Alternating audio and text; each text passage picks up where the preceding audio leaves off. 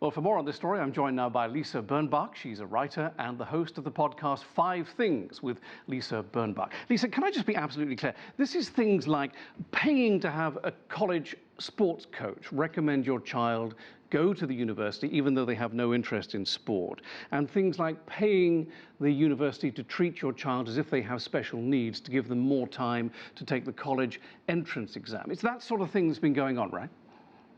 It's been going on forever. And in fact, a lot of debate, at least here in New York, is all the influences that we look for to help our kids. A letter from the senator that we used to know, or the letter from a donor to the school on our kids' behalf.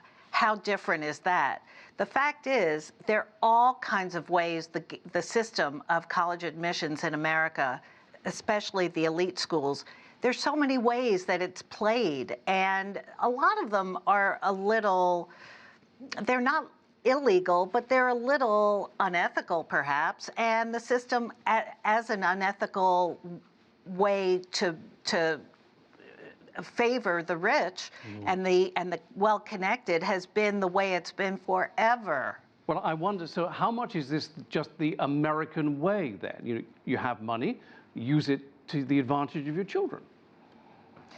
I think it's worse and worse and worse, in part because a lot of the parents, there was some memo that went out to parents of children this age. Do everything for your kids, hover in their lives, make everything possible.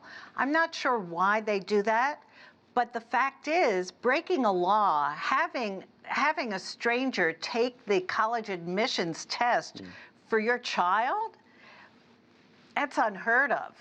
But yet, I guess there are parents who feel, I don't want to let my kid down. You know what? It would be better to let your kid down, because children who get into college knowing that they were completely ill-suited for the school and unworthy are going to feel insecure while they're there. And I've heard of parents who actually write their kids' college papers. Right. It doesn't stop, well, once they get there. You see, that raises a very interesting point, doesn't it?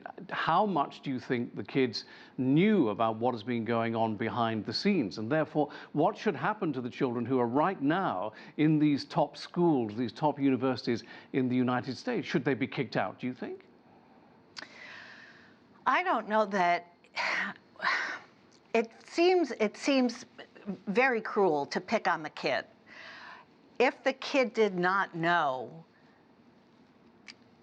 perhaps the child should have to take a new SAT test of their own, a new qualifying exam, or be in an oral question and answer period with some admissions officials or some professors to show that they actually can handle the work there. I think the parents have to be punished. I think the schools have to be punished. Well, what about those coaches? And go back to my example of the paying to get the sports coach to recommend the child goes to the university, then the child gets there and never goes to a single sporting event at the university or tries for any team because they're not interested in sport. That actually surprised me. Well, how much blind eye turning has been going on, do you think, among the university staffs? Well, it's a great question, because I always thought, not being an athlete and not having children who are athletes, that the people who got in as athletes were in a very special golden place where they had been observed, and all the coaches knew them, and they'd been recruited specifically in a very competitive field because of their athletic prowess.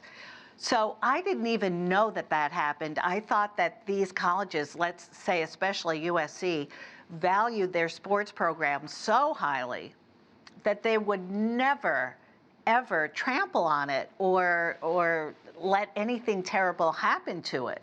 So of course those people have to go, and of course it's terrible for the kids who work hard, who go to practice before dawn every day, who knock themselves out, who have no social life, who work like crazy just to get on a team and don't get in even at their first or second choice. Right.